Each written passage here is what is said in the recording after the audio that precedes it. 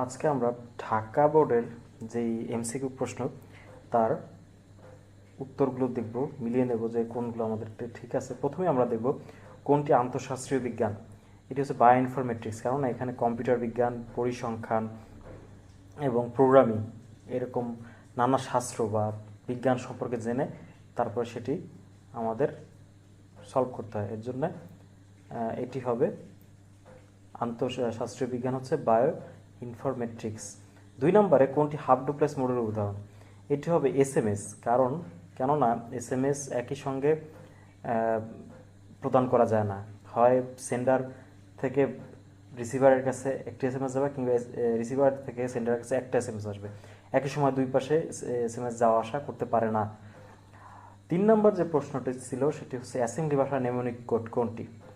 Assembly ভাষার যে mnemonic code আছে, এখানে যে বাকি তিনটি আছে মেইন, রিটার্ন, ইন্টিজার, এগুলো সব সি ভাষার, কিন্তু ডিভ বা ডিভিশন যা ভাগ করি আমরা, এটা আছে শুধুমাত্র অ্যাসেম্বলি ভাষায়। সুতরাং অ্যাসেম্বলি ভাষায় নেমোনিক কোড হচ্ছে ডিভ। 4 নম্বরে যে প্রশ্নটি আমরা দেখতে পাচ্ছি, এইখানে একটি বইয়ের মূল্য A/16, মানে হেক্সাডেসিমাল একটা ভ্যালু দেওয়া আছে, যার ভ্যালু হচ্ছে 16। এইখানে A/16 একে যদি আমি ডেসিমেলে নিই 170 পাবো, হেক্সাডেসিমাল ভ্যালু একে যদি আমি অক্টালে নিই 252 পাবো। আবার আমি এই A/16 একে যদি আমি বাইনারিতে নিই তাহলে 10101010 এই ভ্যালুটা পাবো। সুতরাং এর উত্তর হচ্ছে 4 ঘ। তার মানে উত্তর হচ্ছে 3টি। আমরা খাতা কলমে এটা নিজেরাও নোট করতে পারি, নিজেরাও এটা করে দেখতে পারি। এখানে উত্তর হবে 4 ঘ। এরপরে নিচের কোন ট্যাগ ব্যবহার করলে টেবিল সেলের ব্যাকগ্রাউন্ড কালার সবুজ হবে? এইটা হবে, এখানে বলাই আছে টেবিল সেল। টেবিল সেল মানে হচ্ছে টিডি, background colour busy colour green. That means এখানে উত্তর হবে 5 গ, টিডি বিজি কালার গ্রিন। এরপরে 6 নম্বরে হায়ারোগ্লিফিক্স ভাষা হতে বর্তমানে ইমোজি পর্যন্ত কোন কোডের অন্তর্ভুক্ত? বর্তমানে আমরা কম্পিউটার, মোবাইল ফোনে যেই টাইপিং করে থাকি সব ভাষাই আসলে ইউনিকোডের অন্তর্ভুক্ত। বর্তমানে ASCII আর খুব একটা ব্যবহৃত হয় না, বর্তমানে ব্যবহৃত হয় ইউনিকোড। যেহেতু এখানে ইমোজির কথাও বলা আছে, সুতরাং এখানে উত্তর হবে ইউনিকোড। 7 নম্বরে একটা উদ্দীপক দেওয়া আছে, যেখানে বলা আছে ল্যাপটপ, ডেস্কটপ, মোবাইল ওয়াইফাইয়ের মাধ্যমে ল্যান নেটওয়ার্ক তৈরি করে। এখানে বলা আছে যে ল্যান নেটওয়ার্ক তৈরি করে, এবং কিসের মাধ্যমে? ওয়াইফাইয়ের মাধ্যমে। যেহেতু ওয়াইফাইয়ের মাধ্যমে ল্যান নেটওয়ার্ক তৈরি করা হয়, মিস্টার শাহিন, ল্যান নেটওয়ার্ক তৈরিতে কোন ধরনের ডিভাইস তৈরি করে? আমরা সাধারণত রাউটারের মাধ্যমে এই ল্যান নেটওয়ার্ক তৈরি করে থাকি। আমাদের বাসায় যে রাউটার আছে তা দিয়েই আমরা এই ল্যাপটপ, ডেস্কটপ, মোবাইল ফোন সব কানেক্ট করে থাকি রাউটার দিয়ে। উদ্দীপকে কোন ধরনের নেটওয়ার্ক টপোলজি গড়ে উঠেছে? এখানে দেখতে হবে যে ল্যানের সঙ্গে কিন্তু পরবর্তীতে আমাদেরকে ওয়ান যুক্ত করেছি আমরা। তাহলে একদিকে আছে একটা ল্যান নেটওয়ার্ক, একদিকে হচ্ছে একটি ওয়ান নেটওয়ার্ক। এই ল্যান নেটওয়ার্ক এবং ওয়ান নেটওয়ার্ক আমরা যখন দুইটা নেটওয়ার্ক আমরা যুক্ত করছি, তখন এখানে আমরা সাধারণত একটা হাইব্রিড টপোলজি তৈরি করে ফেলছি। আমাদের এটা একটা হাইব্রিড টপোলজি গড়ে উঠেছে। পরবর্তীতে 9 নম্বর প্রশ্নে একটা টার্নারি অপারেটর আছে, যেটা হচ্ছে এক্স এর ভ্যালু 10, ওয়াই এর value 20, z is equal to x is greater than y. X এর ভ্যালু যদি হয় 10 আর ওয়াই এর ভ্যালু যদি হয় 20, 10 কি 20-এর থেকে বড়? নিশ্চয়ই না, এটা ফলস। ফলস হলে হবে ওয়াই এর ভ্যালু আউটপুট যাবে, ট্রু হলেও এক্স এর ভ্যালু আউটপুট যাবে। নিয়ম হচ্ছে এইটা। যেহেতু এটা ফলস, তাহলে এখানে আমাদের ওয়াই এর ভ্যালু আউটপুটে যাবে। ওয়াই এর ভ্যালু কত? 20। তাহলে আর উত্তর কত এখানে? 20। এটা নিয়মে এটা যে শর্ত যদি ট্রু হয় তাহলে প্রথমটা, শর্ত যদি ফলস হয় তাহলে দ্বিতীয়টা আউটপুটে যাবে। এরপরে 10 নম্বর প্রশ্ন আমরা দেখতে পাই যে হার্ডওয়্যার সফটওয়্যার সমন্বয়ে চিত্রায়নকে কি বলে? হার্ডওয়্যার সফটওয়্যার সমন্বয়ে যে চিত্রায়ন মানে হচ্ছে ভিডিও বা দেখানো, সেটা আসলে ভার্চুয়াল রিয়েলিটি। আমরা ভার্চুয়াল মানে আমাদের ভার্চুয়াল রিয়েলিটি তৈরি করতে গেলে আমাদের হার্ডওয়্যার এবং সফটওয়্যারের মাধ্যমেই তৈরি করতে হয়।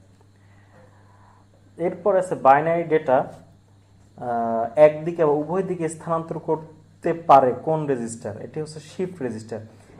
এটা হচ্ছে রাইট শিফট এবং লেফট শিফট, মানে ডানও যেতে পারে বামেও যেতে পারে, এর জন্য এটা হচ্ছে শিফট রেজিস্টার। এরপর 12 আর 13 নম্বর প্রশ্নে একটা উদ্দীপক আছে, যেটি হচ্ছে টায়ার সার্জারি নিয়েই করা। মিস্টার রাজীব বের নিকট এমন একটি মানুষের ন্যায় যন্ত্র রয়েছে যার সিদ্ধান্ত নেওয়ার ক্ষমতা, হাঁটাচলা এবং স্পর্শ অনুভূতি রয়েছে। তিনি টিউমার অপারেশনের ক্রায়োজেনিক এজেন্ট ব্যবহার করেন। এখন মিস্টার রাজীবের নিকট এমন একটি মানুষের ন্যায় যন্ত্র রয়েছে, তার মানে রোবটের কথা বলা ছিল। মিস্টার রাজীবের যন্ত্রটি ব্যবহৃত হয় জটিল সার্জারি চিকিৎসায়, ব্যক্তির স্বাক্ষর শনাক্তকরণ, নতুন জাতের বীজ উৎপাদনে, টেনিস বলের আকৃতি তৈরিতে। এখানে দেখার বিষয়, ব্যক্তির স্বাক্ষর শনাক্তকরণ একটা বায়োমেট্রিক্স, নতুন জাতের বীজ উৎপাদন এটি হচ্ছে জেনেটিক ইঞ্জিনিয়ারিং, টেনিস বলের আকৃতি এটা হচ্ছে ন্যানো টেকনোলজি। শুধুমাত্র তাহলে জটিল সার্জারিতে যেখানে রোবট ব্যবহার করা হয় 12 ক। সুতরাং 12 নম্বর। 13 নম্বরে মিস্টার রাজীব উক্ত পদ্ধতিতে চিকিৎসাকরণের কারণ তুলনামূলক ব্যয় কম এবং কাটাছেঁড়ার প্রয়োজন নেই, আর দীর্ঘমেয়াদী কার্যকারিতাটা আসলে এখানে আসে না, এখানে 1 আর 2 হয়। 13 ক। 14 নম্বরে যেটা বলা আছে যে 101101 এর বাইনারি কমপ্লিমেন্ট, বাইনারি মানে হচ্ছে 1 এর কমপ্লিমেন্ট, তার মানে এটা যেটা আছে তাকে উল্টে দিলে যেটা হয় 14 নম্বরের উত্তর হবে 14 খ। এখানে 1 এর জায়গায় 0, 0 এর জায়গায় 1 এভাবে করে করলেই হয়। তাহলে 1 থেকে 14 পর্যন্ত আমরা দেখতে পারি এখানে সেট কোড ক এর প্রশ্নে উত্তরগুলো আমরা মিলিয়ে নিতে পারি যে আমাদের কয়টা হলো তার সঙ্গে। এরপরে 15 থেকে যদি আমরা আসি,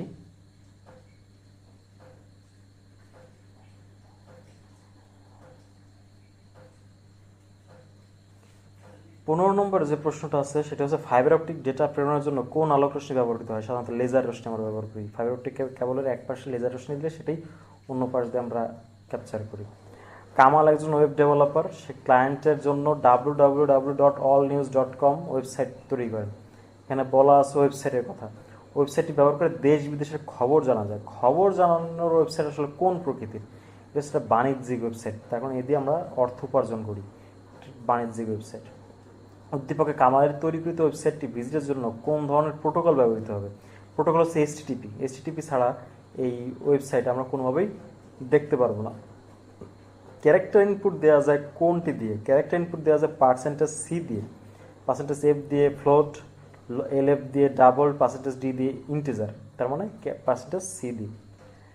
পরবর্তীতে আমরা একটা 19 নম্বর একটা প্রশ্ন দেখতে পাচ্ছি। এটা একটা লুপ আছে যেটা শুরু হচ্ছে 3 থেকে, তারপরে 15 পর্যন্ত চলবে, 2 করে বাড়বে। তার মানে 3, 2, 3, 5, 7, 9, 11, 13, 15 এই হচ্ছে ভ্যালুগুলো। এর ভিতরে বলা আছে যখন আয়ের ভ্যালু 7 তখন কন্টিনিউ করতে, তার মানে আয়ের ভ্যালু 7 হলে সেটা আইসিটি প্রিন্ট করার দরকার নেই। আর আয়ের ভ্যালু যদি 12 থেকে বড় হয় তখনও এখানে এই ডাবল বার দেওয়া মানে আছে অথবা, তখনও আইসিটি প্রিন্ট করার দরকার নেই। তার মানে 3 বেলায় প্রিন্ট হবে, 5 বেলায় প্রিন্ট হবে, 7 বেলায় প্রিন্ট হবে না, 9 বেলায় প্রিন্ট হবে, 11 বেলায় প্রিন্ট হবে, কিন্তু 12 বেলায় প্রিন্ট হবে না। তখন 12 থেকে বেশি হয়ে গেলে, 13 হয়ে গেলেই এটা কন্টিনিউ করতে বলা হয়েছে। আয়ের ভ্যালু যখন 12 থেকে বড় তখনও কন্টিনিউ হবে, তার মানে একটা প্রিন্ট হবে মোট 4 বার। তো 19 প্রোগ্রামটিতে আইসিটি কতবার প্রদর্শিত হবে? 4 বার। এরপরে ক্লাউড কম্পিউটিংয়ের সুফল কোনটি? ক্লাউড কম্পিউটিংয়ের সুফল হচ্ছে সাশ্রয়ী ও সহজলভ্য।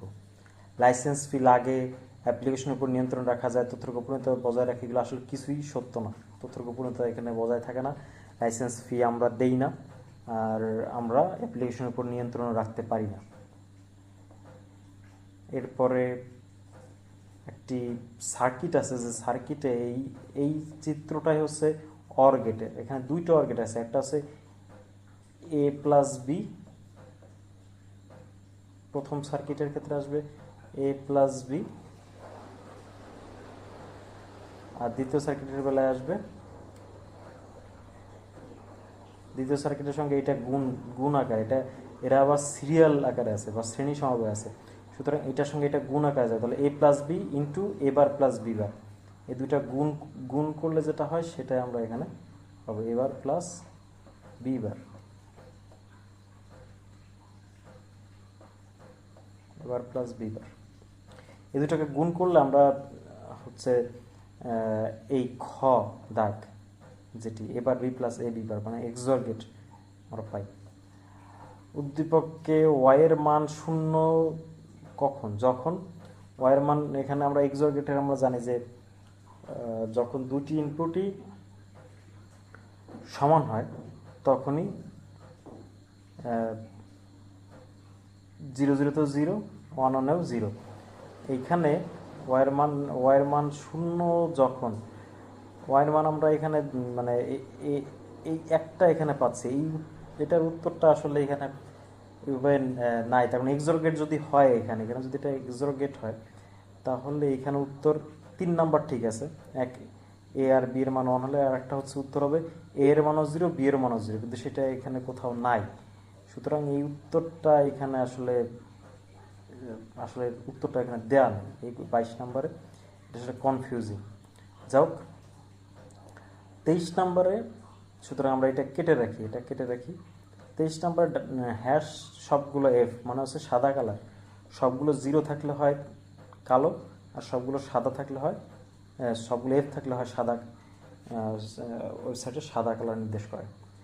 এরপরে একটি 24 নম্বর একটা সি প্রোগ্রাম আছে যেখানে J is equal two J plus plus দেওয়া আছে। তার মানে এই জে এর যে ভ্যালুটা, এটাকে কোনো অ্যাসাইন করা নেই কোনো ভ্যালু। যদি কোনো ভ্যালু অ্যাসাইন করেন এটা প্লাস প্লাস করলে কতকে প্লাস করবে। সুতরাং এই 24-এরও কোনো উত্তর আসলে হবে না। তার কারণ এটা হতে পারতো যদি এটা জে প্লাস প্লাস না, যদি আই প্লাস প্লাস হতো তাহলে একটা উত্তর হয়তো আমরা, বা প্রশ্নটা আসলে ঠিক হতো। এখানে প্রশ্নটাতেই ভুল আছে, আসলে দুইটা ভুল এখানে আমরা দেখতে পাচ্ছি। সুতরাং এটাও আমরা কোনো উত্তর আশা করতে পারি না। জৈবিক বৈশিষ্ট্যের নকশা বিন্যাসকে কি বলে? এটাকে বলে জিনোম।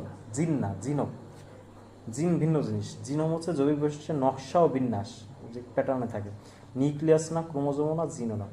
সুতরাং এই হচ্ছে 15 থেকে 25 পর্যন্ত যে অবজেক্টিভগুলো আছে তার উত্তর তোমরা মিলিয়ে নিতে পারো। যার যেটা হোক এখানে দেখে তোমরা এগুলো মিলিয়ে নিতে পারো। ঢাকা বোর্ডের 2025 সালের আইসিটি পরীক্ষার এমসিকিউ এর প্রশ্নের উত্তর। কমেন্ট বক্সে তোমাদের যদি কোনো জিজ্ঞাসা থাকে জানাতে পারো।